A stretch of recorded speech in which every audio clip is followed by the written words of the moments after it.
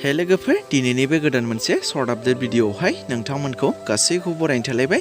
स' लोगोफोर दिनै आं बे भिडिअनि गेजेरजों मोननै गोदान भिडिअनि आपडेट लानानै फैलायबाय। स' नोंथांमोना भिडिअखौ आबुङै आरो नेक्स्ट आपडेटआव दङ सिबि सिनियर प्रडाक्शन बेनारनिफ्राय बेसेबा गोबावनि उनाव मोनसे गोदान मिउजिक भिडिअ रिलिज जानानै थांबाय दे लोगोफोर, जाय मिउजिक भिडिअनि मुङानो जादों गोसोनि दन्दर। स' लोगोफोर नोंथांमोना बे सिबि सिनियर प्रडाक्शन बेनारनिफ्रायनो बावखुंग्रि हाजो सेरनि मुंनि मिउजिक भिडिअखौ बयबो नायखांखाबाय आरो दा बिथांमोना बेसेबा गोबावनि उनाव बे गोसोनि दन्दर अफिसियेल मिउजिक भिडिअखौ रिलिज खालामनानै होबाय दे लोगोफोर, जाय मिउजिक भिडिअआवनो फाव खालामगिरि महरै दङ सोरां नार्जारि, सान्द्रिका बसुमतारी बिथांमोना आरो मेथाइ रोजाबगिरि महरै दङ सोमखोर दैमारि बिथाङा। कनसेप्ट एन्ड डाइरेक्सनखौ खालामदों धन ब्रह्म बिथाङा आरो डिअपि एडिटराव दङ अरुप गयारि बिथाङा। स' लोगोफोर नोंथांमोना बे गोसोनि दन्दर अफिसियेल गोदान मिउजिक भिडिअखौबो सोरबाफोर दासिमबो नायाखैब्ला सिबिसिनि प्रडाक्शन चेनेलाव थांनानै बयबो नायहैब्लानो जाबाय। स' बिदिब्ला लोगोफोर दासिमनि सुंद' आपडेट भिडिअआ बेखिनियानोमोन। जुदि नोंथांमोना भिडिअखौ नायनानै मोजां मोनदोंब्ला